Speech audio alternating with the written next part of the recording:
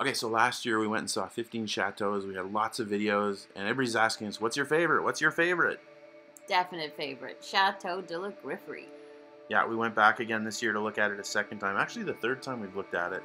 We want it to be a little more, I don't know. Thorough. Thorough, that's a good word. Mm-hmm. And it's a beautiful chateau. It is. It's still just as beautiful as I remembered it, and we just saw it a couple weeks ago. It could, we think it could really serve the kingdom well.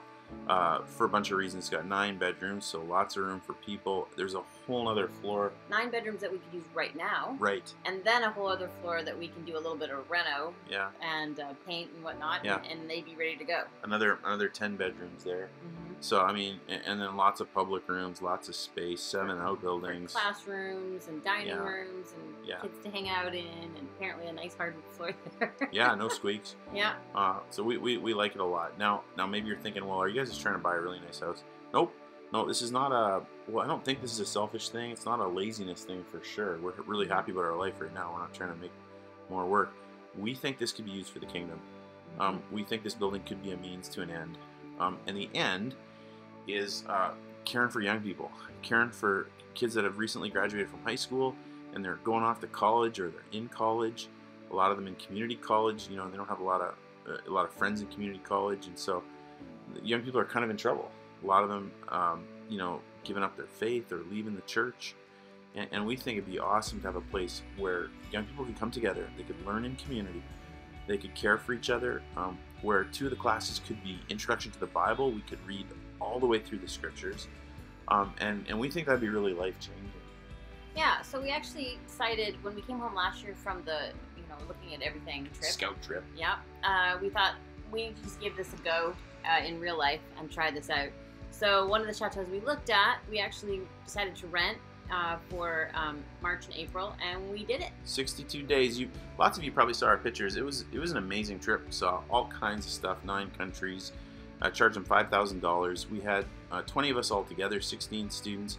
We actually more than filled up. We had to turn people away, so the idea worked really well. Didn't quite get through the whole Bible. We got through much of it. Close. We had Dr. G flying from Africa. He did some amazing teaching. I did some teaching. We had Tanya Martins coming from Canada. She was incredible with the students and with Leslie. Mm-hmm. And it was a great experience. It was, and I think our students hopefully would say the same. But I do think, when you're thinking about a school, I think education questionably happened. No doubtably, and undoubtedly. Yeah. It doesn't matter if it was learning life skills on the metro in Paris, or it's learning about who God actually is, and not just this, Sunday school. Yeah, Jesus. They learned a lot. Yeah, I think when you read through the whole Bible, you see all the stories. You don't get this kind of edited, whitewashed version of Christianity that sometimes you get if you only hear Sunday mornings in selected passages, and that's important for young people. So we're trying to create this place for young people so that they don't leave the faith, they don't leave the church. We think this house could be a really good means to an end because there is something innately built into college students that wants to explore and learn about themselves and see the world, and so travel is very compelling. And not only is it compelling, it's financially expedient. Like, this is a good deal. You can get a lot of property for not that much money. Mm-hmm. And so that could be leveraged for the kingdom, we think. Well, and not only that, we also wanted to make sure that this wasn't just a nice little experience and they learned some stuff, but that then they could also continue in their degree when they come home. Right. So all of the stuff, all the classes they take are all from professors with their doctorates and stuff like that, and we have, agreement. An articulation agreement with Multnomah, so that they can come back to Multnomah and they get credit for all these classes. Mm-hmm. So really, it's a win on a lot of levels. It's got a lot of really nice letters from kids and also from parents, actually. Mm-hmm. So we're excited. We want to keep exploring this idea. We're debating where to go, and we're asking the Lord, and we're trying to keep moving forward. We're still at Multnomah and loving it there. Yeah. This is on the side. We're debating the idea of purchasing a property. Again, we could customize the rooms, which could get a lot more kids and a lot more staff in, which would be tremendously helpful. It would really be helpful. We had dozens of people say, hey, we'd love to come help, but we just didn't have space for them. Mm-hmm. And as a result, then of course Leslie's cooking like 12, 14 hours a day, and Tanya the same. And so it was pretty busy, and having some more people would be super awesome. So we're looking at the possibility of buying. And I guess we're looking for your prayers. If you could pray with us, if this is the Lord's will. Clearly, we don't want to do it if it isn't. No. But if this is the Lord's will, we're going to need His help. We're hoping we could just do this on our own, tent making style.